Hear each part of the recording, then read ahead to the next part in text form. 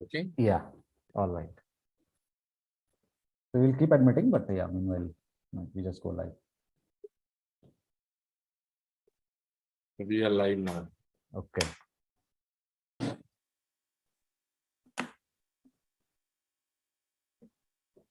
We probably give it 30 seconds for folks to settle in before we make a start.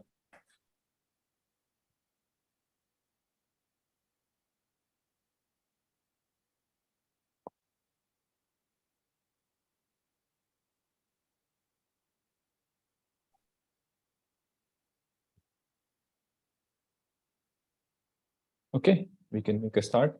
So welcome everyone to the Entrepreneurship Gyan presented by IIT Bombay Alumni Association. My name is Venu Akhil, and I will be the host for this session along with my colleague Pepe here.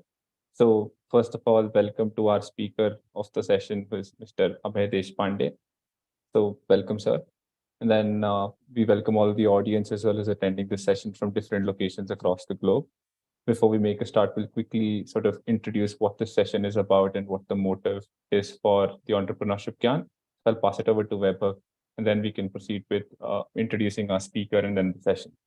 Over to you, Vaibhav. Yeah, thanks, Venu. So, every time I try to mention the same thing, just the repeating the same line. So those of you who are new, so we came up with this idea like more than 2 months back. So when I started leading the this SIG, Startup and Entrepreneurship Special Interest Group of IIT Bombay Alumni Association, which was already being taken care of by Praveen. So I joined in, I started leading it, and I came up with this idea that okay, why not we start this kind of sessions, events, or hosting people who can add a lot of value. And earlier I had planned something like a podcast in my mind when I was not a part of ITBA, but then when I joined it, this kind of event made a lot more sense.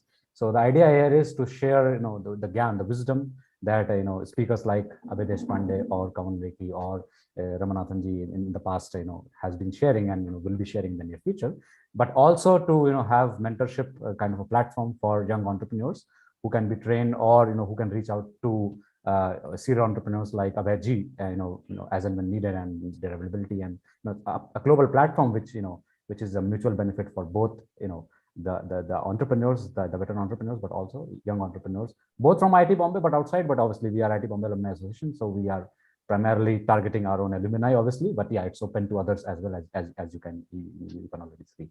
So yeah, so then so that's the idea. So we are still kind of thinking of what kind of mentoring platform we would come up with, but yeah, for sure we would come up with very soon. So stay tuned for the platform, but also for the future events. Yeah, over to you, Gyan. Thank you, Vaibhav. So very quick intro of our speaker, and then we'll have Praveen ji add on his connection as well and some insights on the speaker as well. So Mr. Abhay Deshpande that we have as a guest for today's session is a serial entrepreneur, and he's left an incredible mark on India's business landscape. So he has scaled startups in different domains that have not been heard of. He's identified opportunities which at the time nobody has really thought of. For example, he was a pioneer in Malamal.com, which was India's sort of first venture in e-commerce wave back in 1998. And then in 2007, he founded MartJack, which was a stellar SaaS enterprise, which is software as a service for those who do not follow the jargons, for e-commerce solution. And he had grown this company without VC funding or private equity investments back in the time. And then it culminated into $1 million acquisition at its time in 2015. So that's another success story in his hat. Aside from it, in 2016, he shifted his focus to sustainability and he founded Recycle. So Recycle, for those who sort of are curious, is a digital platform which revolutionizes waste management. And of course, we'll touch upon these in detail as we go through, but high level sort of some of his ideas that you can see and some of the scalable startups, I think, will add on to what we really are going to cover in detail and understand to learn more about his experience and try to imbibe some of those, if not inspire us to sort of start following some of these footsteps. So I think that's a high level intro of his entrepreneurial journey, and that just shows his vision, his insights, and how he's gone through innovation into some of these uncharted territories. I'll pass it over to Praveenji, provide some more intro to our speaker. Thank you so much. Thank you so much, Venu. I guess I'm audible. I always like telling a backstory, because it helps contextualize the whole talk. I mean, speaker's talk. This was probably in the year 2018 or 19. I don't remember it very clearly. I finished off a strategy workshop for Tata Motors, and I was coming back from Pune to Hyderabad, and Air Vistara guys, they said that the flight is delayed by 1 hour. So I was just sitting in the lounge, and then suddenly I realized that lots of calls were coming both from the Air Vistara as well as from Tata Motors. They're saying that, well, why are you not in the flight? It's already, it's about to fly. And then I started running, and then I realized that the time that I saw probably was, I thought it is late, but it was probably not delayed. And the flight was held up for me. And when I entered, I could see people were angry that because of this guy, this flight is held up. And then I see that what will my neighbor say? I mean, the next person sitting next to me say, probably he'll also be pissed off. But Abhay was sitting very cool and calm, and then he said, yeah, please come and sit. And then we had a discussion, very short discussion to start with. Amazingly humble person. And then we had a long conversation. He was talking about how he made a Mart Jack Bake. And then for me, what was more important was the passion that he showed towards sustainability. He spoke a bit about Mart Jack, but then he spoke a lot about recycle. That was the day I said, okay, if at all I get an opportunity to get Abhay speak on an ITB AA podium, I will get him at any cost. And fortunately, with Vaibhav coming into the team in the SIG that we manage, the technology and startup SIG that we manage, things have moved very fast. And I consider Abhay to be very inspiring, very passionate. He knows what he's doing, and he's very committed to what he's doing. Okay, the last presenter was last person who gave a talk in this TEG was Kanwal Rekhi. Kanwal Rekhi, when he comes and speaks, that he knows what he's talking. Exactly, that is what I feel about Abhay. We had a small conversation, short conversation. We synced up on LinkedIn, and from then on, I've been looking at his posts, the posts that he, recycled posts, obviously, and then I see that the commitment is there. He's really committed to ensuring sustainable circularity in this economy. And I feel Abhay would do a fantastic job inspiring all of us to look towards that space. And I welcome Abhay, and I hope all of you will enjoy this talk. And Abhay, welcome. Now, over to you, Venu. Thanks a lot for that heartfelt introduction, Praveenji. I think it's always good to know sort of a personal connection and the story to, how you've met him. And I think, I don't know if many people found it sort of very interesting that a flight was held up for one person, but I definitely did. Although I'm sure others in the flight at that time might not have appreciated, but I think somewhere down the lane, it was probably a fateful interaction that the two of you were able to meet then. So. All right.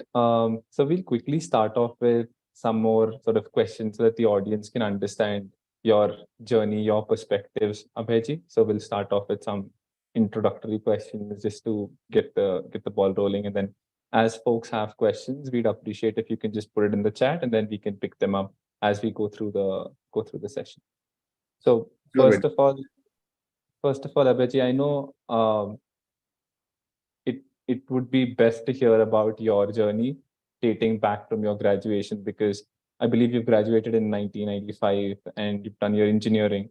So after that, a lot of people at that time, or even now, directly just go into the workforce thinking, I want to work in an IT role. I want to join this company. I want to be a sort of consultant or go in a core role. How did you make that decision to jump into entrepreneurship? Like, what was your inspiration at that time? And what were the thoughts that were going on in your mind? Yeah, thanks, Venu. First of all, thanks, Praveen, for all the kind words. I think I never thought meeting in a flight will land me here for this conversation, but we stayed in touch afterwards on LinkedIn. And I think to answer your question, Venu, that so I got passed out in 1995 from a government engineering college in Maharashtra. Most of the people, 95 was not really a time where the IT was just building up, the technology space, computer science, all those things. Most of my classmates, 60 out of 60, 40 or 45 became lecturers because still the whole IT wave was not built fully. And for me, I went to Bombay. My father was a government servant. He was a judicial officer in Bombay. He was a secretary at Government of Maharashtra and non-judicial department. So for me, I went there and I thought my father is at such a good position and I will get job very easily. Those were not IT days, frankly. It started in 99, 2000 onwards, right? You all know. And but then my father I waited for a month because the openings were not many and computer science was new. And I was waiting for him to help me somewhere to get a job in Tata's or somewhere. That was the expectation. But then I realized in a month's time, one day he called me, gave me 500 rupees, asked me to get printouts of my resumes and start applying. So then I realized that I have to do it myself. And then I actually went to a couple of companies. In one of my interview in Patni, so I got good percentage of marks, but I was not really great in building softwares, frankly. I was not great, and that was not something my passion also. From college days, I had that I wanted to build something, although entrepreneurship, venture capitalist, all these were not the words those days, right? It started post-2000, almost 99, 2000, 95, 96, it was not there. So the changing direction for me, still I was trying for a computer science job, and I thought, I gave a couple of interviews, and one of them was in Patni Computers. And I think that day, the interviewer must be in a very bad mood. I was called for an interview. I went there. Within 10 minutes, he realized that I don't know anything, frankly. I'm not fit for this, right? But still, he interviewed for me for 45 minutes. I think some anger he had at home, and he just put it on me. And when I came out, I decided, but this is not for me. I can't do a job in computer science. I can't write a code. I'm not good in that. I realized very, very hard. And I said, nothing doing. So I moved from there and I said, I would like to get into something which is more a business side. And I joined one of my friend's company in software. And then subsequently that landed me into Hyderabad for a business development role. So in 97, I worked there for 2 years. I didn't work in any multinational company or anywhere. This was a great experience because it was almost a startup. So 97, 98, those are the days where I used to travel between Hyderabad to Mumbai. My parents were in Mumbai. So those days I used to see that Hussain Sagar Express, a lot of people carrying those Karachi biscuits, Polarity sweets in the train. And those were and a lot of my Hyderabadi friends who were in Mumbai used to call me and say, "Aate vaqt to Karachi biscuits leke aao, Polarity leke aao." I realized that the Indians are emotional, right? And they have that childhood connects with these products and they would like to consume them. And these products were only available in those cities. And those were the days where people used to make announcement that we do not have any branches. Amchi kuthei shakha nahi, Marathi mein wo bolte hain. We don't have any branches. That's something gave me a thought process. Can we do something? Can we bring? And those were early days of internet in India, 97, 98, right? And 99 probably. So I said, can we bring all these local specialty products at one platform and give opportunity for people to buy it from wherever they are? That was the pure, looking at that travel a couple of times, I realized that there is a potential. And that kida was always there, that instinct was always there. So somewhere I felt it might be an opportunity to create a marketplace. Those are 98 days, right? People were still talking about internet. People were not even knowing eCommerce was not even heard of. Amazon started in 96. So I felt that there might be a chance to bring this all on one platform and anybody globally can buy these products or locally also. And that was the starting point of my entrepreneurial journey. And that was the first idea I got.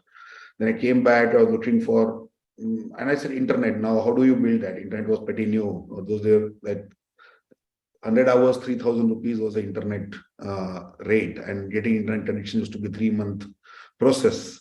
So India was not there yet, frankly speaking. But being an entrepreneur, Excel sheet is a beautiful tool. I always tell that the best product for entrepreneur built by anybody is the Excel sheet, right? And because you can create your business plan, you create a plan in next 3 years, you are at least a 500,000 crore company on the Excel sheet, right? Your revenues will jump like anything on Excel sheet. And that gives you kick. Yes, you are building something big, something valuable. We also prepared a plan. As per the business plan, Malamal was supposed to be do a 4,000 crore revenue, started in 99, in 2002 itself, right? And I said, Indian e-commerce also didn't reach that stage by then.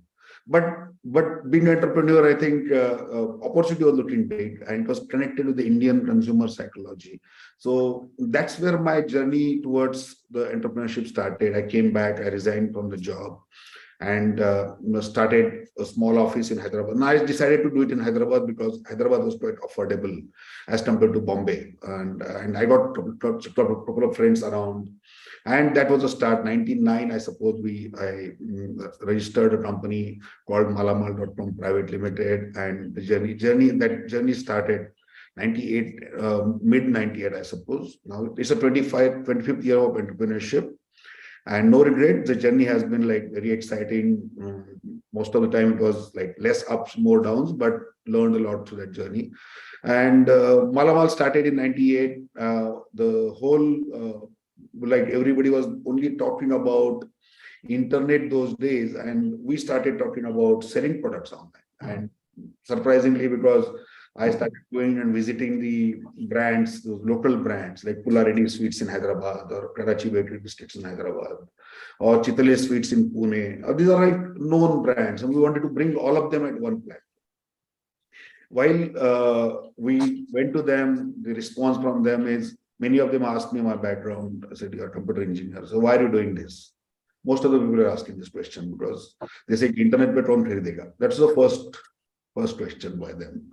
And why are you wasting your time, energy? You just go and join TCS or join Infosys, because those are the companies who were coming up those days. They didn't know that I will not be able to get inside those companies, but at least they were suggesting that. So the idea, then I just requested them, sir, I don't need any money from you. I just need your approval to sell your products. And they somehow, with that passion, because of the passion and everything, they agreed for it. And that started, and we aggregated all of them on one platform. In 98, Malamal was made. We built a small team to build a technology. Those were like early days of internet, right? All of you know that there's nothing there. And made the site live, put a banner on DeccanChronicle.com those days, went home and slept. And next day morning, when we came, we saw around 20 orders coming from various people too. And we didn't know what to do, right? We were just, because there's no logistic company in India. We went to Gati, Blue Dart. The question was, what is e-commerce? Right? Forget about fulfilling it. And those are very, very early days. The payment gateway was not available in India. We got a payment gateway from an international company where money used to come to us every month in dollars. So I think quite a bit learning. The market was not ready. People were asking about what is e-commerce was the general question. But about what is internet used to be the question. But then somewhere that instinct was there that this is going to be the next big thing, right? And India, wherever globally. And we are seeing today at least multiple billion-dollar companies got built in e-commerce. From those 100 orders per day India used to do during our days to a 5 million orders per day is already happening here, $10 million. And I think we are seeing billions of dollars of transactions happening. So I think that it was, if you ask me, it was 10 years ahead of the time. When I look back, the 98 was not a time. The time was 2007, 2008. But as I said, no regrets. Those could not become Malamal from monetary perspective during that 8 years of entrepreneurship. Very tough entrepreneurship. I think when I launched it, it was crazy, right? The web 1.0 was happening. US, a lot of .com boom was happening. Suddenly I was flooded with a lot of investors behind me. We would like to invest in your company. 2 acquisition offers first generation entrepreneur, don't know why are people behind you, right? We're just doing 10 lakhs per month GMV, right? Those days. GMV was also not a word, but then these are all many things were not clear. The mentor ecosystem system was not there. Venture capitalists were not there. But we learned a lot through that process. But then after 2000 crash, the dot-com bubble bursted, right? Suddenly all these people disappeared. No one was even not picking our call, and no one was even talking. Everybody was with the checks to invest in our company. Everybody vanished completely. Then I realized the one we had people, 70 people team, cost, and still we continued. Being an entrepreneur, you're optimistic. You would like to keep trying. And 1.5 years I tried, but then I realized that no funding is going to happen. But unfortunately, by then we had a liability of almost $1 million, 6-7 crores on company in terms of employee payments, vendor payments. And those days, 6 crores was a pretty large amount for a person from middle class background. You can understand. And the point time, I had two options by 2001: that close the company, join somewhere, or just continue fighting. And I decided the second option, continued fighting, and ran it till 2007. Almost cleared all the liabilities, big learning. And that's what I said. I could not become malamal from monetary perspective, but learned a lot about entrepreneurship. What should not be done was the major learning during that period. Went through hell, tough times. 10 rupees were like $10 million. All that, whatever an entrepreneur could see in life. Daughter was thrown out of the school because could not pay her fees, and from anything which can happen. But that during that journey, the family support and everything really helped. And by 2006, the first journey of entrepreneurship I completed, and then started my second startup in 2007. I think that's a very, very heartwarming tale to hear, Abhay, because I think when you hear of the story, like you said, that there were more downs than ups, but still you sort of, saw your way through and made sense of, direction where you want to head towards, how do you want to go to, and made those tough decisions at that time. And I'm sure because as sort of many people here might sort of be the young entrepreneurs who are still sailing their way through, some of these decisions and these insights are very helpful, especially things like, using Excel is something so powerful yet underrated, is something that I've realized when you spoke, because what people do these days is they start projecting via different forecasting tools using very fancy algorithms and telling, where people will land and what the sales will be like and so on. But at the end of the day, as simple as an Excel can work, as long as you're sort of getting the right numbers, getting the right details in it, and gives you that gratification, is something that I think is very amazing to hear. Also, separately, very, very amazing part was that despite facing those challenges, you used it as an opportunity to step and grow, which I think is a very powerful takeaway, because in the startup ecosystem, you'll have, say, 1% of people who would take up entrepreneurship and sort of see their way through. And even in that 1%, there's probably less than 10% success chance for people who've persevered. So I think that 25 years, when you present it as a learning opportunity, and definitely we will touch upon the successes as well as some of the challenges. I think people are curious to understand a little more in detail, especially now you started off with Malamal, is very, very learning and insightful. So we'll take one of the questions. I think Abhay, maybe you can answer this one. So, was Amazon around this time when you started? So somebody, Kamal is asking. So, maybe you can, just, Yeah, so I think Amazon started in 1996 and 95. Not that big those days. It was again, I think it was going through their early startup journey. Only difference was Amazon was in a right market and we were in a wrong market. India was not ready for e-commerce. US anyway was ahead of us for 15-20 years in terms of technology, in terms of credit cards. India had 3 million, no, not even 1 million internet connections and some 3 million credit card holders. Who will buy online? There's no logistics service providers. Internet used to get disconnected every 5 minutes. When I took a payment gateway, ICICI Bank gave us the payment gateway. It was the first payment gateway of India is what we got. And the failure ratio of the transactions was almost 30-40%, 50%. And the transaction fees was 5.5%. And just you can imagine today 1.2%, and might be below that.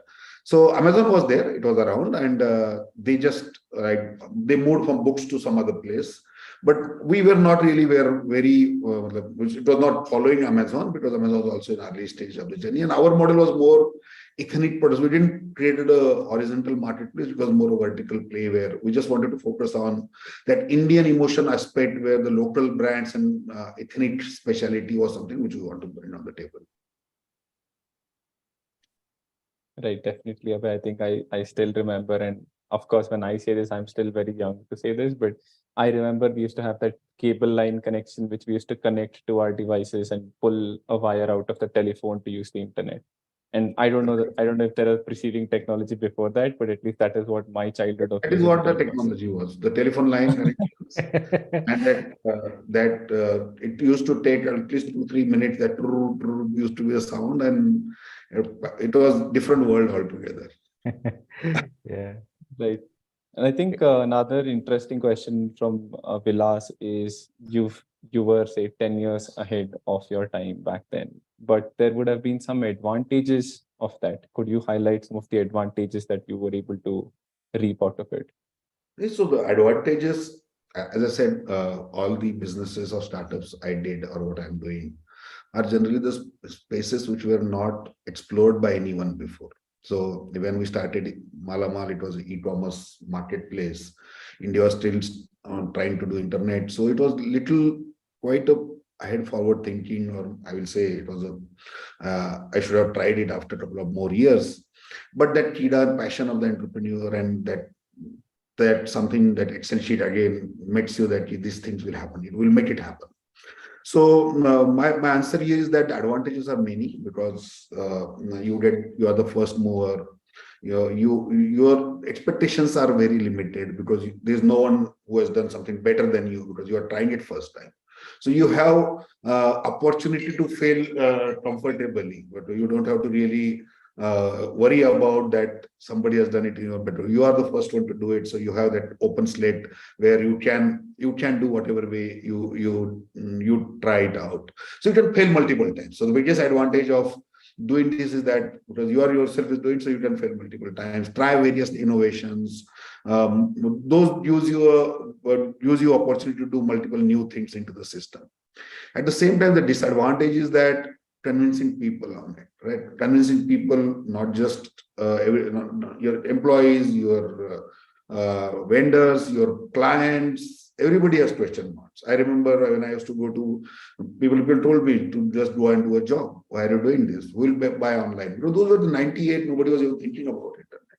It was too ahead of the time. But convincing them, then at home, when I used to go, people used to ask me, what do you do? Right? And I used to say, internet pay, e-commerce I'm doing. The e-commerce was not heard of anybody. A place in Aurangabad. So it's simple, dukaan khol diya, internet pay. So then they used to ask, why have you opened a shop in Hyderabad then? Internet pe kyun khola hai? Why don't you open in Aurangabad? Right? So generally, whole ecosystem, when you do such things ahead of the time, you have to really face people. A lot of people suggested me, a lot of my classmates, out of 60 batch, 58 were in US by then.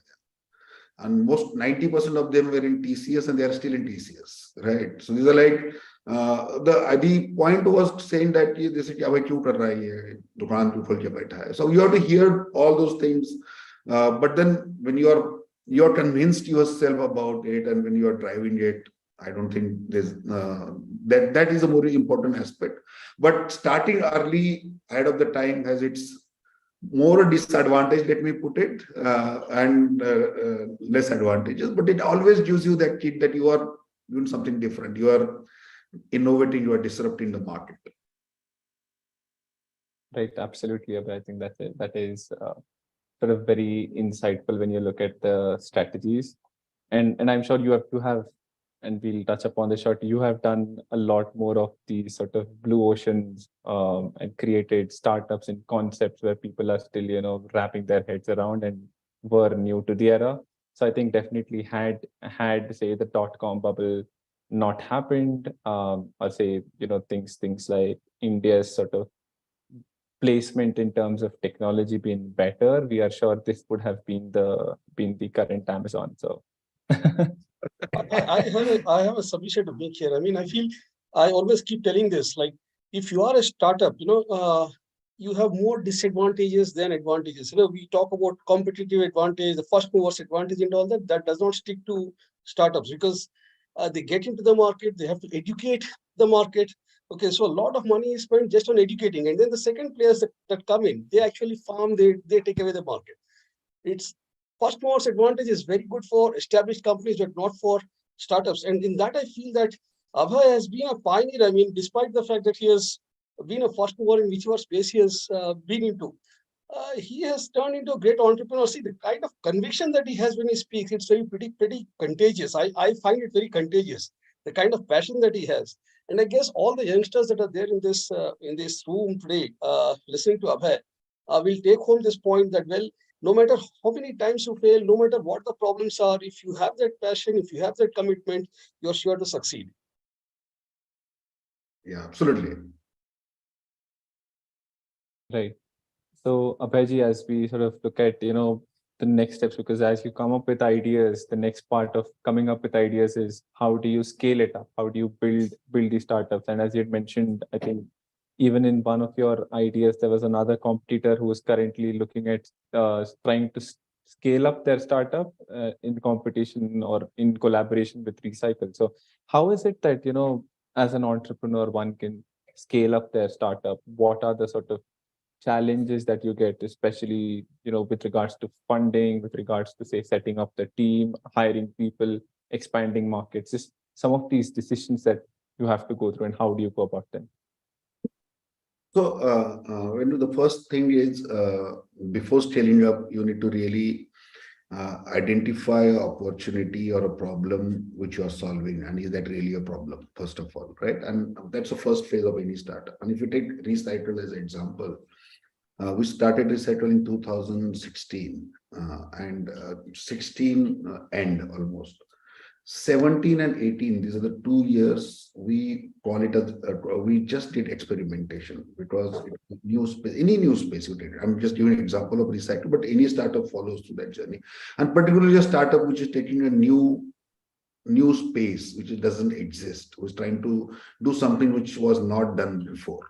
Right. And in all my 3 years, it was eCommerce, then first SaaS company of India in 2007, and then the sustainability startup. So I say that 2 years it took us to really understand the space, and really, are we really required? Is our presence, the business of sustainability or waste management was going on for years before us, right? There are informal segments, there are millions of people who are already working there, and we were just thinking, are we really adding any value? Now, unless we are adding some value, no one will adopt. There will not be adoption for us. So it really took us 2.5 years to really get there. What is the problem? What is the understanding? And then when we found the formula after spending 2.5 years, 2019, we then that was the time where we really went aggressive. And what has really worked in our scale is that we could identify a right problem and a right solution for it. That was first requirement. Unless you are solving some problem which is going to help your client to have at least help him in top line or a bottom line, or you're solving some pain point for him, you're not going to get the customers. And the first important is that you need to have that conviction and some clients who are watching for you. And then only you start thinking about the scale model of it. Now, the scale is all about, if you have those customers, and if you're seeing that the customers are happy and they are seeing some value out of your product, you need to get those fundamentals right. The first phase, you have to just think about your customer. There are two things which makes a difference. A right team, and I always is an advocate of this, that if you want to scale your startup, even if you have millions of dollars, you have whatever funding available, if you do not have a right team, you cannot scale your startup. So my fundamental principle is that 10, if there is 10 points for a successful startup, the 8 goes to a team, 1 goes to a founder, and 1 goes to everything else. Right? Investment, funding.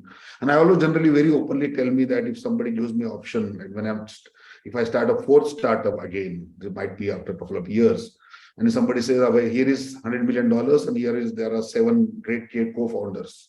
I will choose the 7 co-founders because I am sure they will bring billions of dollars, because one person cannot solve all the problem. It's all about, I have vision, I can see few years down the line, but I'm not good in few things. I'm not good in finance. I'm not good in, might be somewhere else. So I think the idea basically that to scale the startup, the fundamental premise you need to have a great team, co-founders, or you can call about your next level team who are aligned with your vision, and then they are aligned to execute it. Because startups are all about people, right?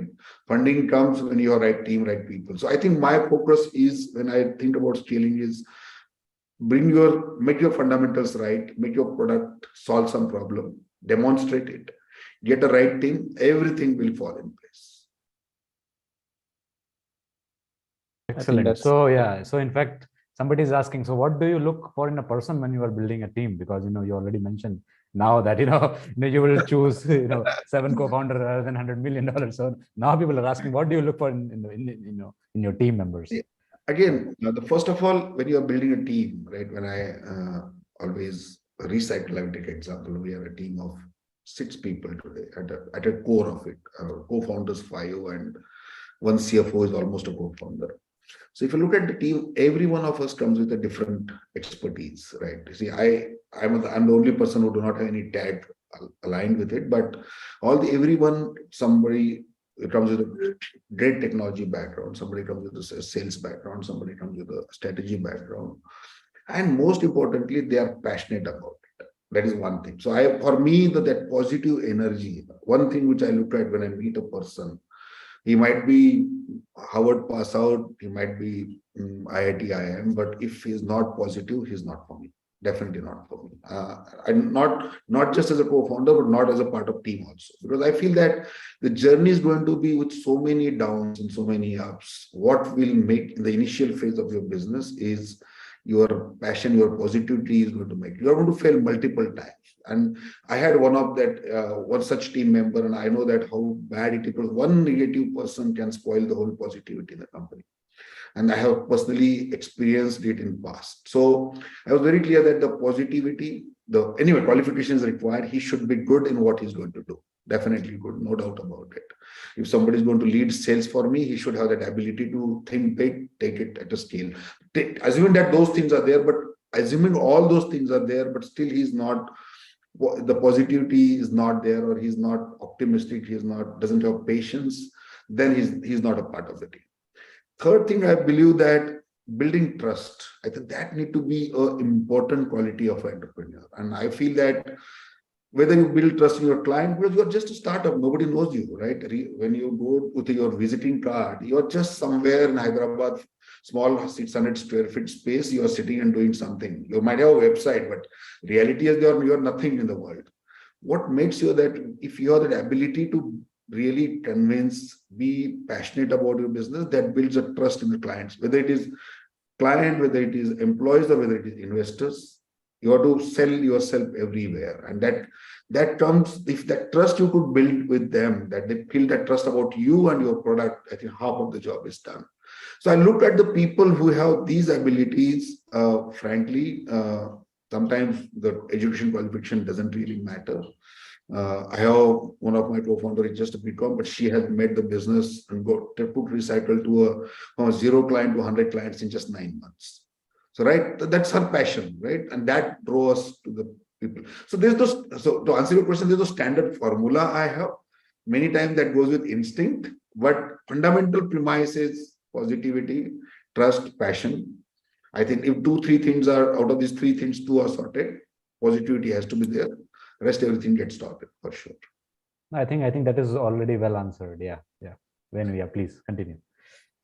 Right. Yeah, go ahead. Go ahead. I think definitely those qualities that you mentioned not just make you a great team player, I think they make you a better individual as well. So always, if you have a passion for something, will definitely contribute and go above and beyond, even sort of when you're in the face of obstacles. So I think that sort of very well is aligning with one of our other questions. How do you sort of motivate yourself on a day-to-day basis, given the number of challenges that you face, and how do you handle distractions when you see them? Oh, I think, again, I don't have any standard formula for this, but if you're passionate about something, if you're convinced yourself about something, every problem looks small. That's what I have experienced. I remember during my Malamal days, more than Malamal days, the next venture, Marjack days. This is the first SaaS company of India which we built, and you will be surprised that generally the product companies are built with a lot of funding, right? You need a lot of funding to build a great team, build a technology. Marjack was nothing but a Shopify of India. And same, Shopify started in US, similar month or month before we started Marjack.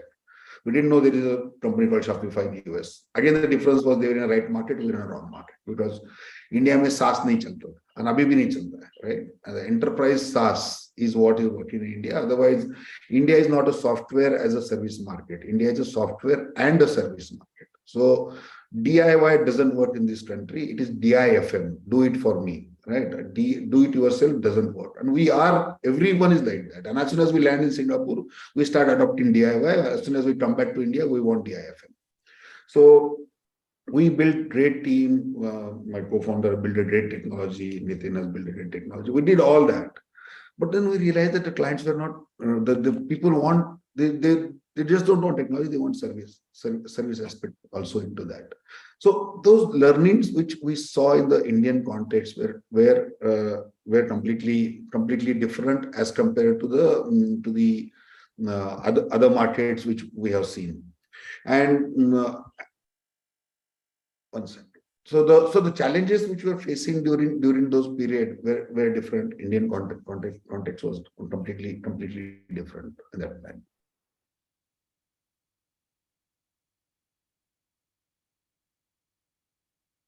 Did I answer the question, Vinu? Yes, absolutely, Abhay. I think that is definitely helpful. We have a question from Vinayak, who's asking, what challenges do you observe in the recycling space in India, especially in batteries? This space is full of challenges. So I think I can speak about it for hours anyways, but I will just try to keep it as brief as possible. We can have a detailed offline conversation on this.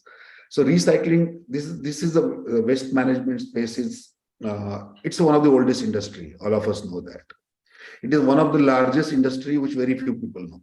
E-commerce, M-commerce, SaaS are nothing in front of it. It is very, very small fraction.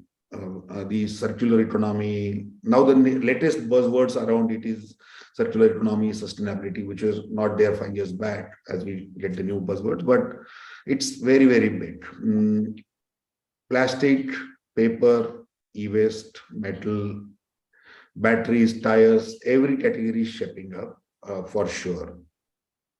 Biggest challenge here is that it's an informal segment. And for last 50, 60 years, just to give you context, 1.5% of Indian population gets food every day because somebody in their family is working in waste management. Even IT doesn't have this large impact, right? Unfortunately, 80% of this workforce is exploited and at the very, very bad shape. And there are some middlemen which are really taking out the maximum value out of it. Most of the transactions are cash-driven economy. Compliances are zero, right?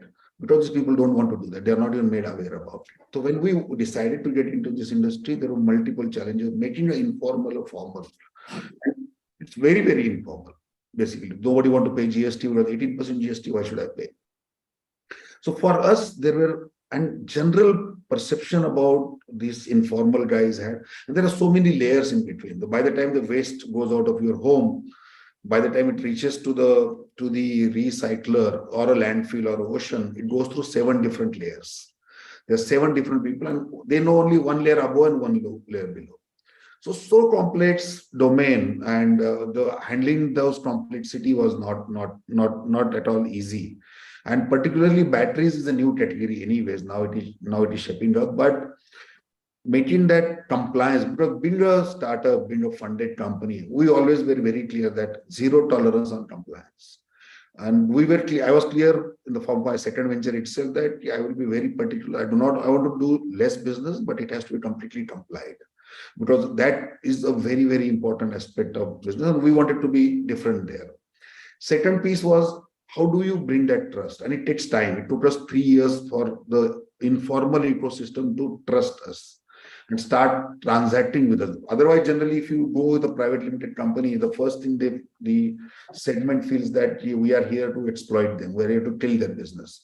So building that trust was important. So one of few calls we took that none of our team members will touch waste. That was our one principle we decided from day one. But that what made that show that they were not feeling competition from us. We said we want to build an ecosystem. We'd like to get everyone on our platform, whether it is recycler, whether it is government, whether it is anybody else. And that approach slowly started working. It took us 3 long years to build that trust in the informal segment, 2017, 18, and 19. But 19 April onwards, we started seeing the ripple effect.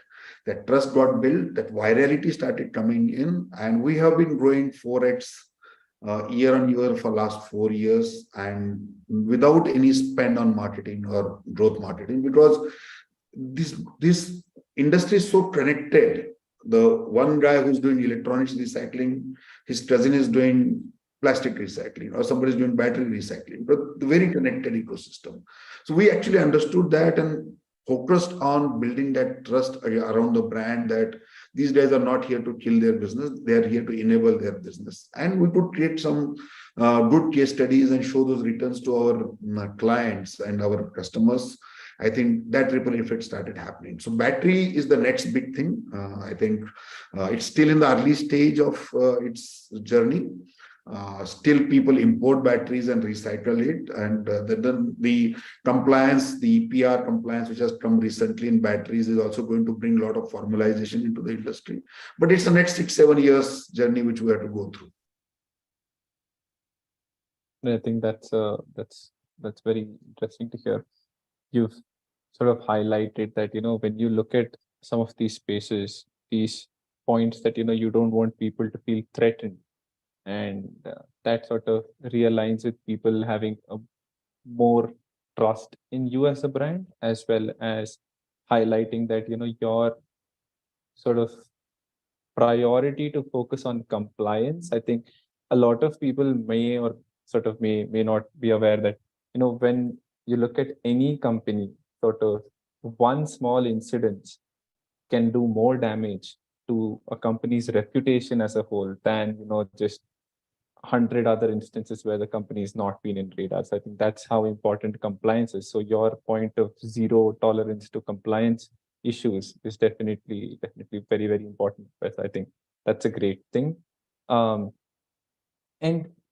transitioning into another question, because I see Shailesh has asked this, is, when you work in this line and you're a new startup, definitely people don't know you. So how is it that, you get customers? How do you approach people? How do you tell them that this is something completely new? So like you said that, people, when they see something new, they might be like, oh, you're starting a computer shop in a town. Whereas say, oh, you're trying to recycle waste. Well, how is it different from what we are doing? How do you break those barriers? How do you get clients? So I think here comes your own conviction about your product and service. I will give a small example. With the example, I will explain. So we innovated something called digital deposit return system in India and recycle. That is latest last 2 years back. We have been working on it for a couple of years, and we were convinced that this is going to change it is going to solve India's littering problem for sure. And it need to be implemented still. It will bring that large scale behavioral change. So we had a conviction about it. It's very simple. You buy a Coke bottle, and that is happening already in 81 states and 60 countries already, right? But India is different. India needs a different treatment also.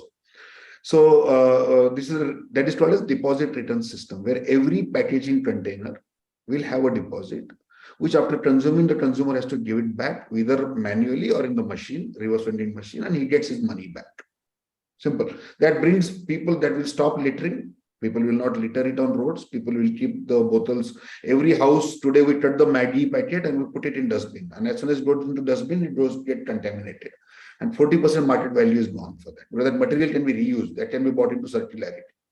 So we had complete conviction about it. But the biggest challenge there was getting a mandate. Because this has to be mandate from the government. It has to be a policy by the government. Then only it is successful. One individual brand cannot do it. What we did then, we were convinced, so we got an opportunity. We went to Kedarnath and we did a pilot on our own. We invested our own money. We sent our team from Hyderabad to Kedarnath, implemented this scheme at our own cost. We didn't ask any revenues from Rudraprayag to Kedarnath, the 20 kilometers. Every bottle sold there had a 10 rupee deposit mandated by the local collector. So we said we can solve this problem for you. We saw opportunity because Modi ji came in February last year in Man Ki Baat and spoke about littering in Kedarnath in a big way. And then the collector got active. So we took that opportunity, went there that we can help you in solving it. We don't need money from you. We had conviction. Went there from zero collection to 160,000 bottles were collected in 2.5 months. Suddenly the whole perception changed. Suddenly that became a media news. Suddenly it went to the national media. We got a national award by the president in January 7th for the biggest disruption in waste management, all whatever. That one investment, one execution without any, we went to the client, say, we'll do it free, we'll show you the result. Suddenly we had 40, 50 municipal corporations reaching out to us. They wanted to implement it and we have just signed first state level implementation in India, which will be announced soon, and in just a period of 1 year time. So the general person that go to your customer, show your product, show the results to him, word of mouth will happen. Don't worry about it. If your product is delivering value to your customer, no, that's the biggest asset you have. It will spread. Your customer is your best ambassador. That is the way you can make it happen. So this, I give you a case that government was my client. I would have gone to them, RFP, I said, nothing doing. We invested 40, 50 lakh rupees, went there, did the job well, without any expectation. But that created a base that, yes, behavioral change can happen. If it can happen in Kedarnath, it can happen in Uttarakhand, it can happen anywhere. So I think that's the approach. Generally, to answer this question, that prove your product as a startup, and after that your product talks, then you are not required to talk, your product will speak. And even in my last venture, when I built a MartJack SaaS company, it was solving some problem for the retailer, because a small retailer doesn't need to have technology team, he will not be able to hire, he could create his own online store that time, and it was solving a big problem for them. And then we saw 10 people coming online, getting some orders, that spreads, and then you get the larger market share. Right, definitely. I think, again, this touches back to what you had originally alluded to earlier as well, Abhay, was that, when you initially come up with a startup, definitely see what problem are you solving for people and whether that problem can be scaled up. And I believe you'd suggested take first 1 or 2 years to look into all of these, the initial aspects itself, so that when you go through in the later journey, it becomes easier for you, and the sort of journey then becomes much more about expanding. You had mentioned MartJack before this, right? I definitely think a lot of people here would be curious, and at some point or the other in an entrepreneur's life, you get this question: my startup has started, it's running.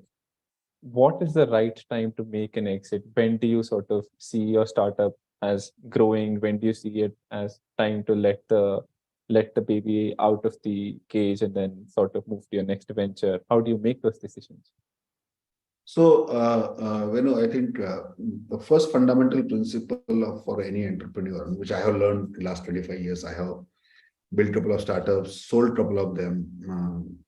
One thing I have learned that you should never sell your startup. Your startup should be bought. It should not be sold first. As soon as you go and in the market with an investment banker taking a mandate to sell your software, you are done. You will not get the right value for the product, neither you will get that respect. You should be bought. And people should, you do what PR you want to create around it, all marketing you want to do around it, but you should have an inbound interest to sell your startup. That is where, otherwise it's a distress sale. It's a act we hire, whatever XYZ good names we have nowadays. which doesn't really give you the returns for your efforts at the end of the day. Number one. Number two, I think the exit journey again is an interesting journey. I always tell that it is easy to build a startup. It is very tough to sell it. It's not easy. And I have seen 2-3 of that kind of due diligence you have to go through, kind of numbers you have to do, everything what you need to do in that process. Generally, it starts with a conversation that, okay, we would like to acquire you, the deal will happen in 3 months. It never happens in 3 months. It takes 9 months, good 8 to 9 months for a serious deal with a decent value, right? The timing of exit is again an instinct of an entrepreneur. Now, when I sold MartJack in 2012, many people were doing decent. We had almost, those days, dollar was 60, so $4 million ARR and all that stuff. And we could attract a decent multiples of that. So a lot of people came to me, Abhay, you know, 50 million, 60 million में क्यों बेच रहे हो? 200 का हो जाएगा. I said, well, there is no way, there is no end to this discussion. 200 पे बोलोगे billion का हो जाएगा, right? So we have to somewhere take those, अंतर से आवाज आती है कि भाई hard call लेना पड़ेगा अभी आपको, because and MartJack was not an easy journey. I think MartJack was again better than the Malamal journey. Great team, had great co-founders, Nitin, Giresh. But point was, it was not scaling. India was not ready for SaaS. India was not ready for the domestic SaaS, enterprise SaaS. And we were ahead 3-4 years ahead at the time. When this offer came in, before that, we had an offer from Amazon. So Amazon wanted to acquire us. We went through a process. The deal couldn't go through. 2012 was the time when Amazon was launching in India. And that was a big setback for us. That's so near, so close. Our first HR interview happened that time. Everything was done almost. But then the deal couldn't go through. After 2.5 years, we got this opportunity. It was again inbound. So we didn't approach them. They said, we are interested. Capillary, and we felt that there's a 1 + 1 is equal to 11 story. And the connect got built, and we decided to take a call, right? So again, these are all subjective things. At the same time, in Malamal.com in 2000, I had an offer, 99 I started, 2000 I had an offer to sell it for 25 crore rupees, those days. So 25 crore rupees, 100% acquisition. I didn't sell it because there was, don't know what was there in mind, my startup, I have built this company, but 25 crore was a great value for a 1 crore GMV company, right? Didn't sell it. That was the wrong decision, right decision, I don't know today.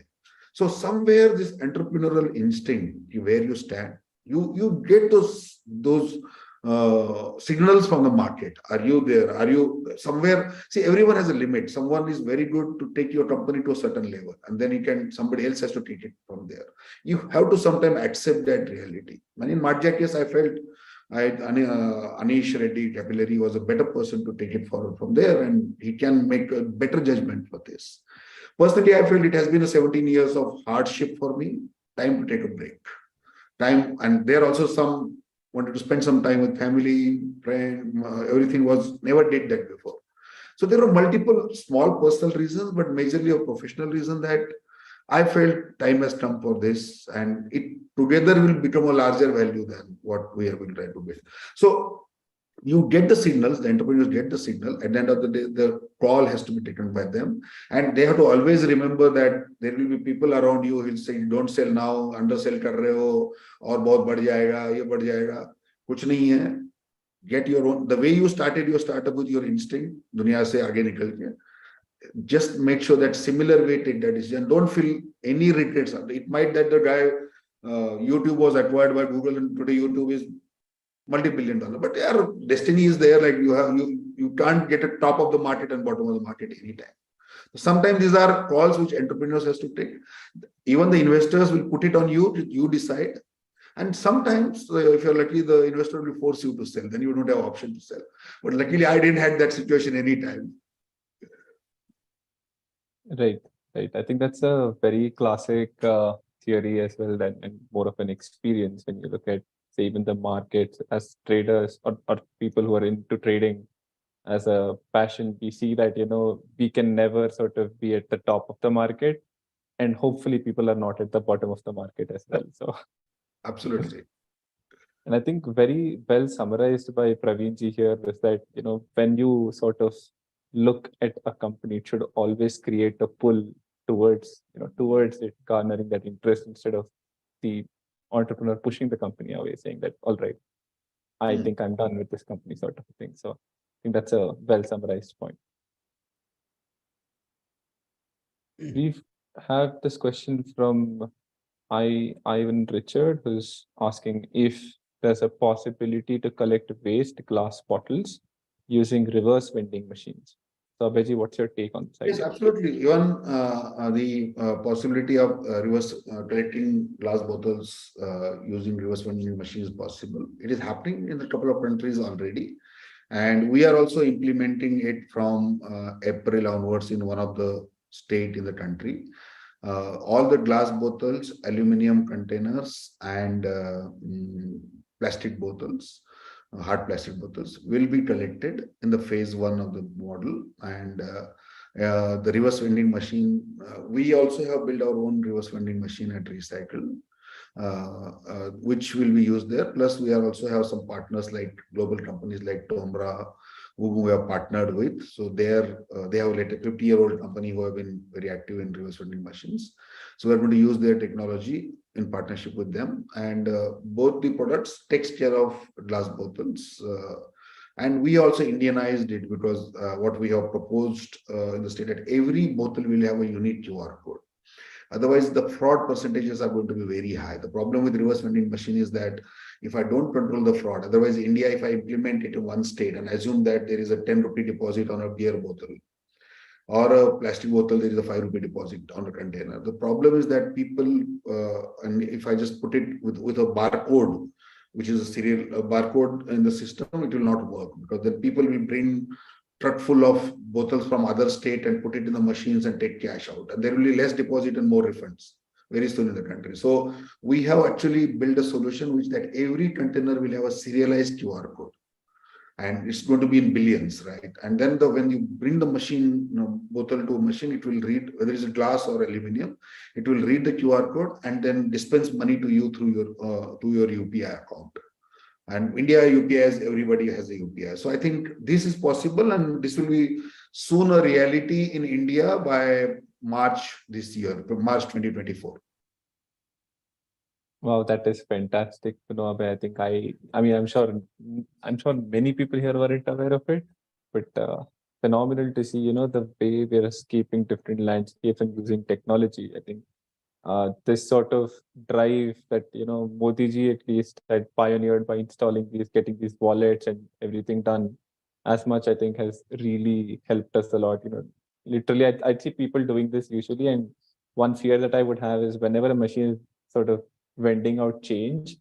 And this, I used to see this, right? As a kid, we used to have that yellow box phones in which you'd put 1 rupee and you'd make a phone call.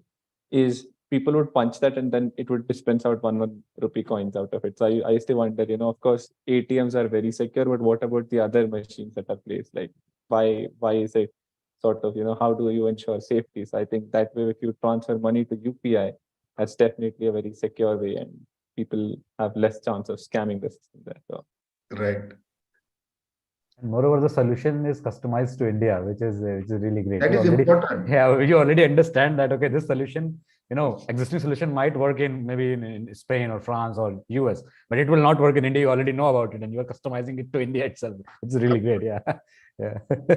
Yeah. You have to cover the Indianized version of it. Otherwise, the system will be broken everywhere. So yeah, true. What I see here is, Venu, I don't think you're that old to know about yellow phone boxes. That is a product from our times. so, but it's nice to know that you know about these boxes. Whatever Abhay has done till now, this is absolute brass tacks entrepreneurship, isn't it? Brass tacks entrepreneurship, all the Gyan that we got, and Vaibhav, entrepreneurship Gyan, right? This is exactly the Gyan that our guys needed. Yeah, right? yeah, the exactly. kind of persistence, the kind of passion. His passion is very contagious. I've been writing it here on the meeting chat. Yeah. His passion is really contagious. And he talks straight sense, isn't it? He said, don't talk about big things. Entrepreneurship mein yahi hota hai. Right? Exactly. फालतू के templates नहीं चाहिए. Instinct is very important. The gut feeling is very important, which Abhay has, right? And when he explained his story about how he sold Mark Jack. Mark Jack. Yeah. Yeah, we know. Right, I think that's a very true point. Even when you said that, that internally andar se awaaz aata hai. So I think that's a very true thing, and probably that is where the entire sort of downs that you see in your journey as an entrepreneur comes in handy. So as much as you have ups, it's always beneficial to have those downs, which of course at that moment will feel odd, and definitely no one will want to have it. But I think that is those stepping stones for greater success. So I think, And the other I'm point, sure one more point here is that, see, there's no option. The entrepreneur has to own the decision. Apne acha decision banaya, you sell. So I will give an example. When Amazon wanted to buy our company, the deal could not happen. Those 8 months, I was a superstar for everyone. I was I had 86 investors, angel investors from 11 countries, 22 cities. And I was like the poster boy for them. Company Amazon को बेच रहा है, deal हो गया, term sheet signed, due diligence over, SHA registration on, and फिर एक दिन phone आता है आपको as usual कि अबे this is not happening, no emotions, and we're emotionally so connected. सुबह उठते खाना खाते हुए भी सोचते थे कि Amazon को क्या लगेगा, right? Can we eat this, right? So you get connected that way. That emotional, we are all emotional, and those guys are not emotional. They're very clear. I got a call, we're not doing this deal. There's some reason they gave, and we'll put $10 million, XYZ. Well, suddenly then for you being entrepreneur, next day morning you are a villain for everyone. सुबह आपको 2 दिन 3 दिन तो फिर सुनना है कि boss, you don't know how to do deals, you should have involved us, you should have done this, that. So the entrepreneurship is that you are at top mate. It's like you are alone there. You have to take decision, you have to own that. Acha hua, you enjoy that whatever praise you are getting. Bura hua, be ready to get shot from all places. But that's what about entrepreneurship is all about, right? You are carrying that responsibility. You are making people, and every entrepreneur has to be very clear. People are so, लोगों को लगता है कि ये company खोल देंगे, funding हो जाएगा, $1 billion. अरे, they don't know. Unfortunately, 99, we all know that 90% of the startups fail. And the Marjack जब मैं चला रहा था, तो there I know that at least 1,000, एक Flipkart बना, बस. Right, and then 2-4 और छोटे मोटे बन गए जो acquire हो गए. मेरे Marjack पे 4,000 startups आई थी, 4,000, all are end entrepreneurs from Amazon. Job छोड़ दिया, बच्चों के कपड़े का vertical बनाता हूँ, इसका ये बनाता हूँ. And my sales team, and I'll give the example, my sales team used to get them, and उनसे वो 50,000 rupees per month SaaS fees आता था. After 6 months, 8 months, I realized that हम कर क्या रहे हैं, क्योंकि ये शुरू में आता है जोश के साथ, his savings, friends and family का पैसा लेके 1 crore रुपए लेके बैठ जाता था. He used to start then, and we used to get those 6-7 lakhs. बाकी पूरा Google और Facebook पे जाता था advertising में, और लोगों की salary. Within 1 year, 8 months, उसका पूरा bank balance खत्म, funding जो dream से था तो वो आया था. I realized that I saw a lot of 40-50 people got closed their shop. They are not, the day they stop paying my SaaS fees, we know that उनका मतलब खत्म हो गया, मतलब now they are not able to in that position. Then I started meeting these people whenever. So I made a rule that anybody non-core, मतलब जो brick and mortar है तो आने दो, they have to do it. But anything pure play, please let me also meet that client. And I met at least 30-40 guys, and I used to ask them कि क्या बना रहे हो. And then the next question I used to ask, कितना पैसा लगा? They said, sir, 1 crore. Now last question used to be, ये 1 crore डूब गया तो कितना फर्क पड़ेगा लाइफ में?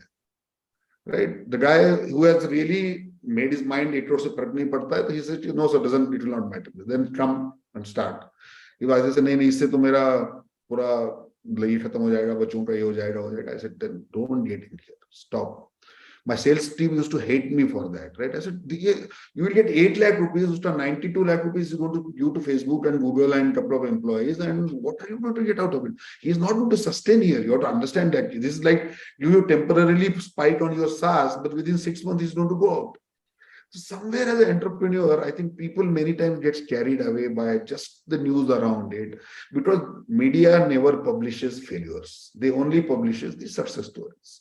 And they see those glorified success stories of Zepto से लेके जो भी बड़े-बड़े हो जाते हैं, and they don't know the 10 success stories, 990 failures, and those never come. And I have seen many of them. And that makes you more humble. You know that it's not easy to be entrepreneur. It's not, there are some people who comes with a golden spoon, but not everybody has that luck. So you need to fight it through. It's not for the people with a weak heart. They should not get into entrepreneurship. Very clear. And entrepreneurship has to be in the blood. It cannot be taught. चलो 2 tablet ले लो 7 दिन entrepreneur बन जाओगे, नहीं होता है. It need to be in the blood. So they need to come out. And उसके सिवाय you can't fight. It needs a lot of patience, perseverance. And I have seen many cases because I'm in the around the world. I see so many. And at least I meet 3-4 entrepreneurs per week.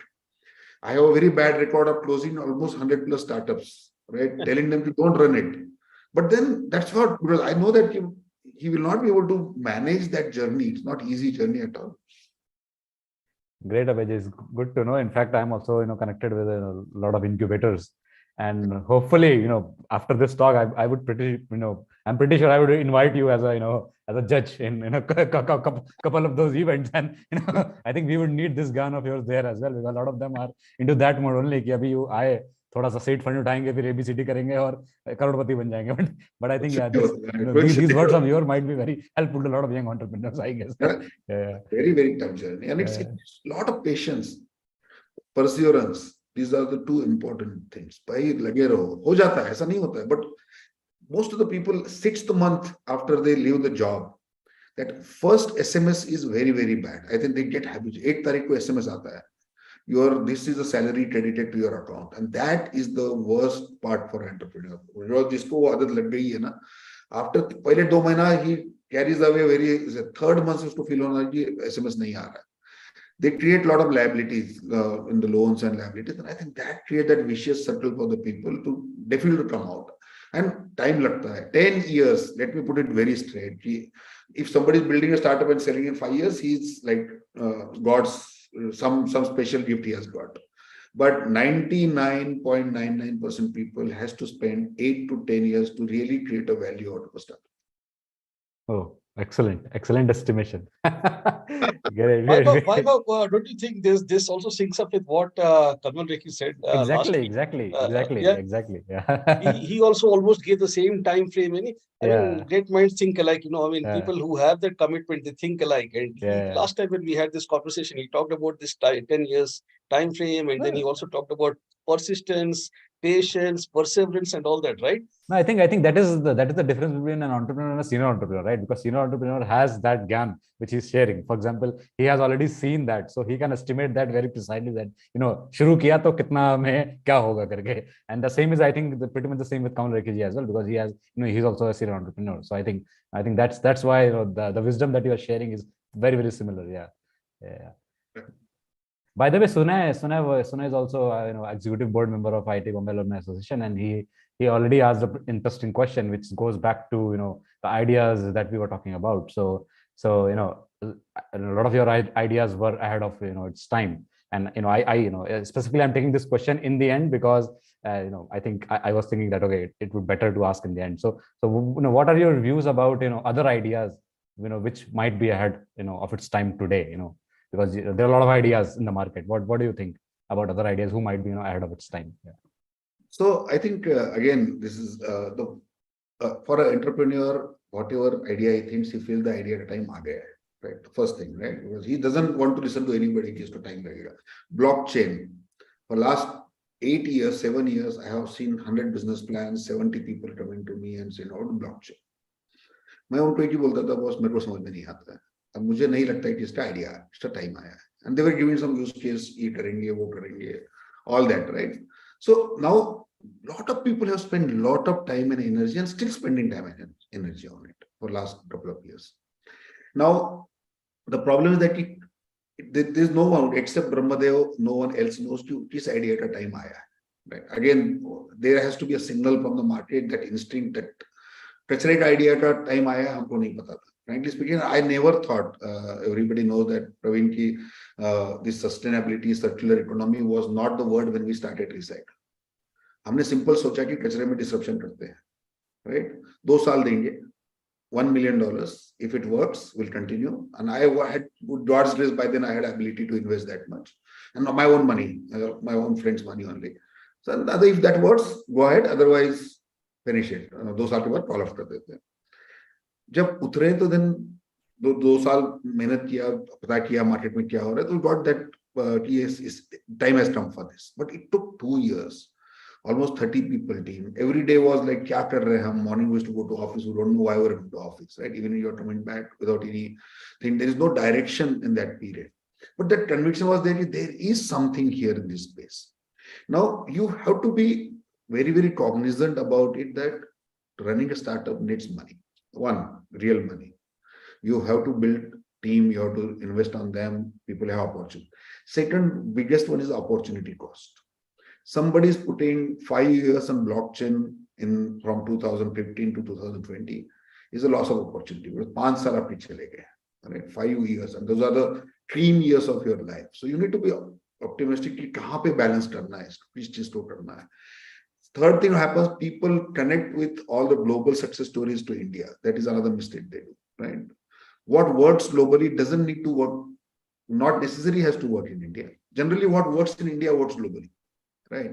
So you need to really look at a local problem, local idea to solve, rather than looking at copying somebody in US who has got 3 rounds of funding. That's a common mistake most of the people do. So many social networks got created in India after Facebook became so large. Guruji.com, the kind of search engines came in India, gayab ho gaya, right? So basically you need to be localized. You need to solve if you are an Indian entrepreneur. I'm talking about Indian entrepreneurs only. So then you need to look at the local problems, look at that, and the problem which you have faced personally. Malamal, as I said, Malamal was 10 years ahead of the time. Clearly, 1998 I started. It was supposed to be started in 2008, 10 years. SaaS, software as a service, I started in 2007. Its time came in 2010-11, 4 years ahead of the time. Waste management with all the gray hairs, which the learnings, I got that learning with my own experience that what is ahead of the time, what is not ahead of the time, little bit at least. So this time on sustainability, we were on time. And thanks, all the things started falling in place. In fact, COVID was a blessing in disguise for us because the behavior change happened. People started seriously thinking about sustainability. Nobody was talking about it. But previously it was only greenwashing. After COVID, we see that there's a serious effort on that. And people realize that we are nothing in the world. We are very, very small. Everyone realized it. So I think that change and being at the right time at right place also is important. Opportunity, you need to try, you need to be cognizant and get those signals. When we were getting signals in West management, hone wala hai, kuch to hai yahan pe. But by then we had 17 years of experience in entrepreneurship, 15 years of entrepreneurship. So wahan pe your ability to read signals improves. For a new young guy who is coming in, he has to really look at what's around happening in the world and just don't copy what worked in US will work in India, or what worked in UK work in India. It doesn't work that way. There are some stories that work also, but mostly Indian solutions need a different approach altogether. So I think blockchain entrepreneurs might rethink who are already. No. That's an example I gave. Might be a person that would understand that, but no, because Sune specifically asked, what ideas do you think, are ahead of its time? So you just, one word is blockchain. That is what you have used. Nothing like that. Obviously, it's a joke. Yeah. Yeah, Venu, yeah, please. I think definitely, Vaibhav, you should rope in Abhayji into the incubator idea as well. Yeah, sure. Yeah. Very, very objectively speaking, you'll find out of say 100 people, 100 naysayers who'll tell you, no, this won't work. You'll only find 10 people who'll tell you why it won't work or why something is bad, because 90% of those people are, everybody who has no experience, no idea in anything, and they're probably your distant relatives or family members or friends who just tell you, "Arey, leave this, just go back to your job," and so on. So I think those 10 people are very crucial to find. So I think it's great to interact with Abhayji in that regard. So Pepe, you should definitely rope him in if you get the chance. Sure. So I think there are no more questions from the audience, right? Yeah.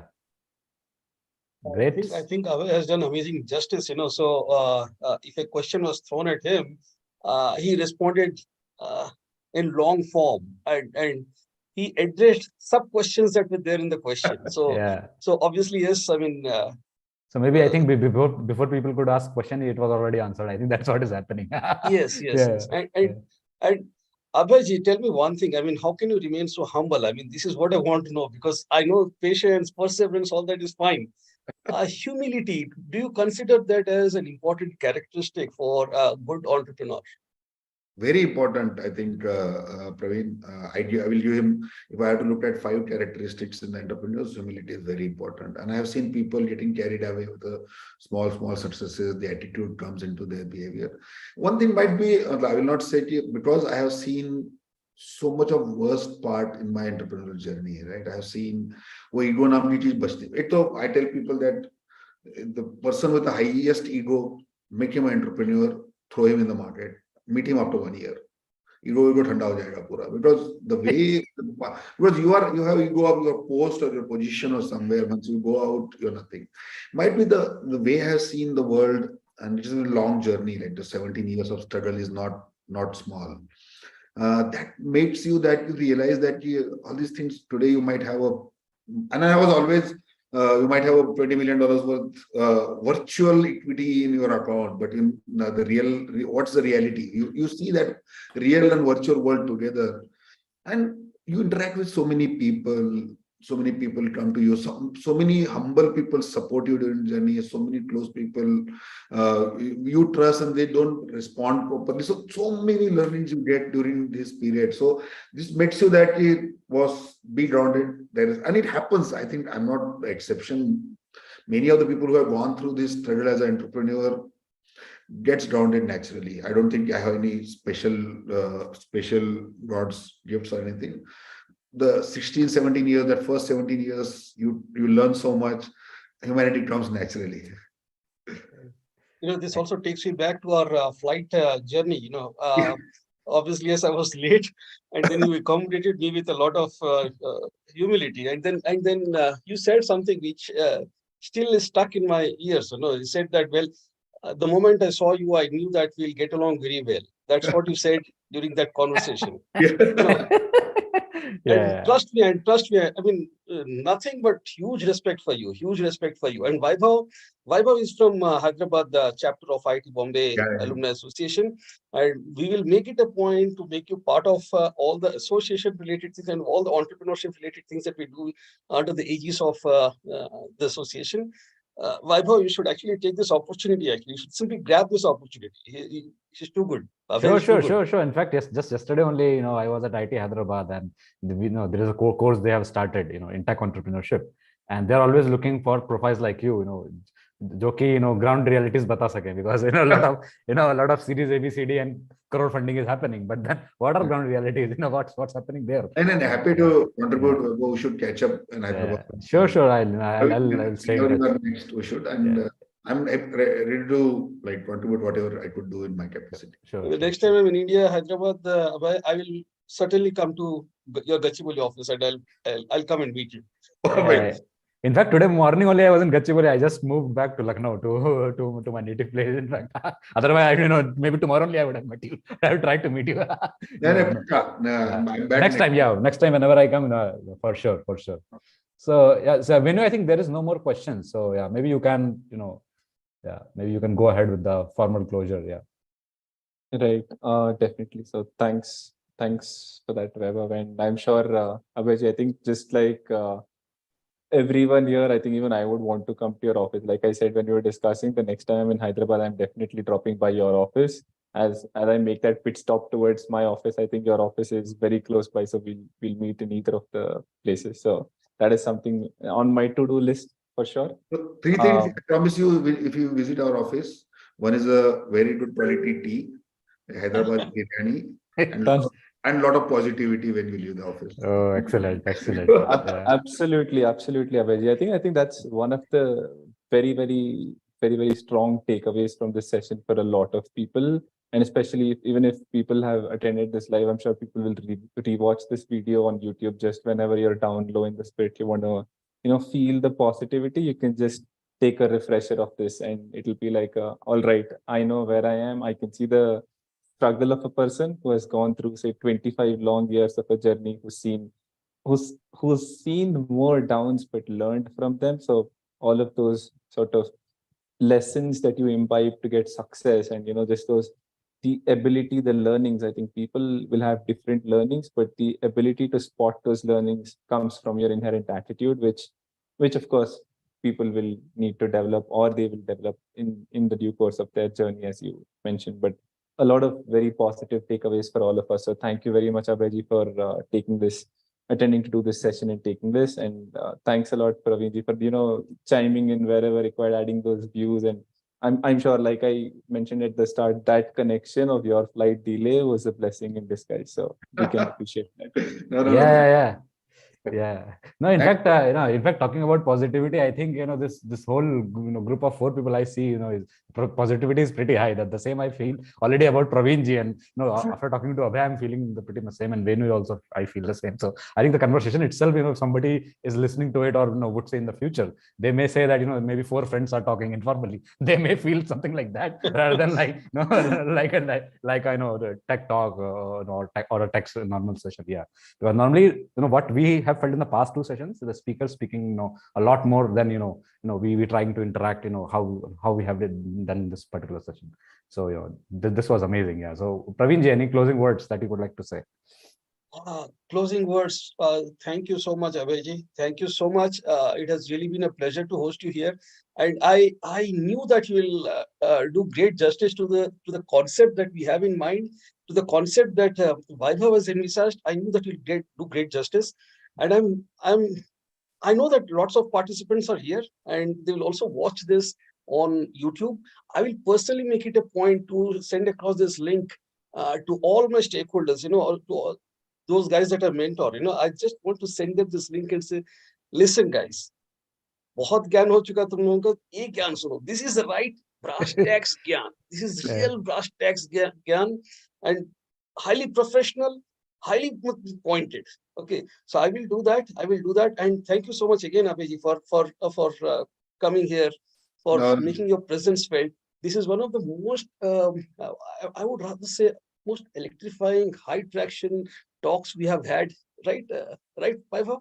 Yeah, exactly. That's what I was trying to mention. Very positive talk, right? We have talked about a lot of things, but this seems to be a lot more positivity around. Yeah. No, thanks. Abhay, if I'm not wrong, you're from Aurangabad, right? That's what you said on the flight. Yeah. Yes. So fine. Now that's also registered. So yes. All right, Abhay, thanks a lot for your time. I think, time is. Thanks, Vaibhav. Thanks, Venu, and thanks, Praveen. We'll catch you. Yeah, thanks a lot. I'll stay in touch with you. Thanks, everyone. Bye-bye. Bye-bye. Bye-bye. Good night.